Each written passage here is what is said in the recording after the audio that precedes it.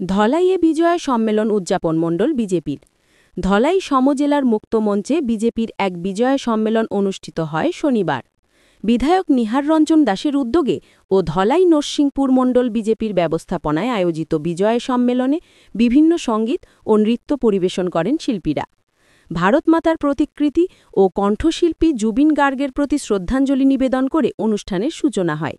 এদিন বিজয়া সম্মেলনে বক্তব্য রাখেন জেলা বিজেপির সভাপতি রূপম সাহা, বিধায়ক নিহার রঞ্জন দাস ও মণ্ডল সভাপতি সঞ্জয় কৈরি প্রমুখ। সম্মেলনে জুবিন গার্গের জনপ্রিয় সঙ্গীত, ধামাইল নৃত্য, দিমাশার নৃত্য, মহিষাসুর মর্দনী নৃত্য সহ বিভিন্ন সঙ্গীত পরিবেশন করেন শিল্পীরা।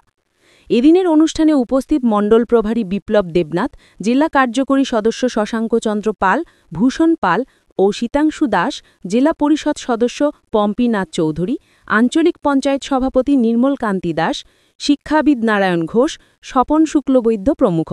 গোটা অনুষ্ঠান পরিচালনা করেন মণ্ডল সাধারণ সম্পাদক পীথিশ চন্দ্র দাস। বিদায় দিয়েছি। আমরা প্রত্যেক বছরই লক্ষ্য করি যে মা দুর্গাকে বিদায় দেওয়ার পর শারদ উৎসব আমরা করে থাকি। বিভিন্ন জায়গায় শারদ উৎসব হয়। বিশেষ করে আমাদের সংস্কৃতিকে আমরা তখন তুলে ধরি। এই আজকে এখানে শারদ উৎসব হচ্ছে, ধলাই নরসিংপুর মণ্ডল আয়োজন করেছে। আমি আজকের দিনে এখানে যারা বয়োজ্যেষ্ঠ যারা আছেন প্রত্যেককে আমি প্রণাম জানাই এবং আমার যারা সমবয়সী এবং আমার ছোট যারা আছেন তাদের প্রত্যেককে আমি শুভেচ্ছা জানাই। বন্ধুরা, আজকের দিনে বক্তব্য নয়, আজকে আমরা এই অনুষ্ঠান উপভোগ করব। শারদ উৎসব এমন একটা উৎসব যেখানে আমরা এই মাকে বিদায় দেওয়ার পর আমরা ভারতীয় সংস্কৃতিকে তুলে ধরি। এখানে বিভিন্ন ধরনের গান অনুষ্ঠান হয়ে থাকে, যেখানে আমরা রবীন্দ্রসঙ্গীত, নজরুলগীতি, আধুনিক গান, যে গানগুলো, যে নৃত্যগুলো আমাদের সংস্কৃতির সঙ্গে একেবারে জড়িয়ে আছে, সেগুলো আমরা এখানে উপভোগ করি। বিভিন্ন কচি কাঁচা ছেলে মেয়েরাও আজকে তাদের প্রদর্শন এখানে করবে। আমরা সবাই মিলে এখানে উপভোগ করব। আজকের দিনে আমরা রাজনীতির কোনো কথা বলবো না। আমরা এই সারাটা দিন আমরা সবাই মিলে এই দিনটাকে উপভোগ করব।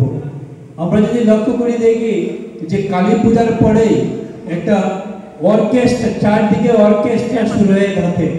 অর্কেস্ট্রা আমাদের সংস্কৃতির সঙ্গে যুক্ত নয়, কিন্তু এই অর্কেস্ট্রা আজকের দিনে আমাদের সমাজকে চেয়ে যাচ্ছে। আর তা থেকে যদি আমরা নিজেদেরকে রক্ষা করতে চাই, আমাদের সংস্কৃতিকে যদি রক্ষা করতে চাই, তাহলে এ ধরনের অনুষ্ঠানের প্রয়োজন আছে। আর এজন্যই আমরা আমাদের এই মণ্ডল কমিটিকে বলেছি যে এ ধরনের অনুষ্ঠান আয়োজন করা দরকার।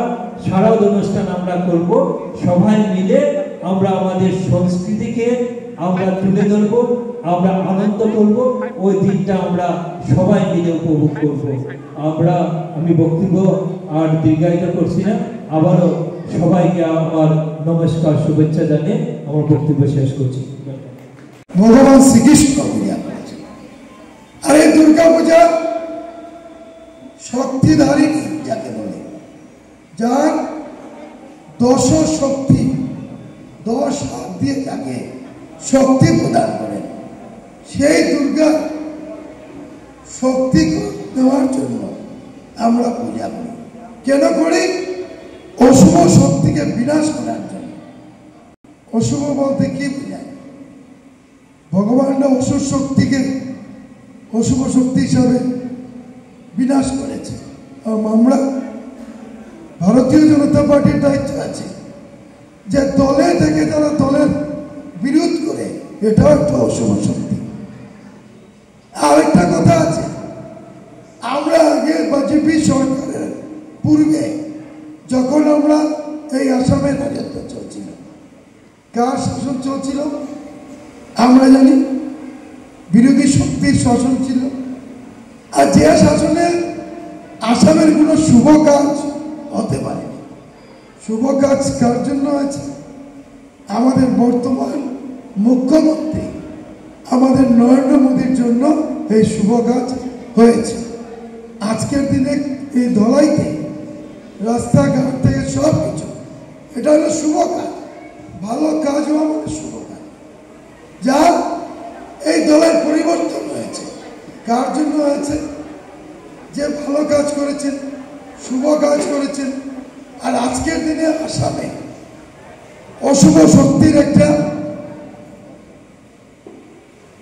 কার্য চলছে, আর এই অশুভ শক্তিকে দমন করার জন্যই আমরা ভারতীয় জনতা পার্টি আজকে যেন আমরা কাজ করি। আমরা ভারতীয় জনতা কর্মকর্তারা অশুভ শক্তিকে বিনাশ করে, যাতে শুভ শক্তিকে আমরা অর্জন করে, শক্তি অর্জন করে, যাতে আমরা অশুভ শক্তিকে বিনাশ করতে পারি, তার জন্য এই বিজয়া সম্মেলন।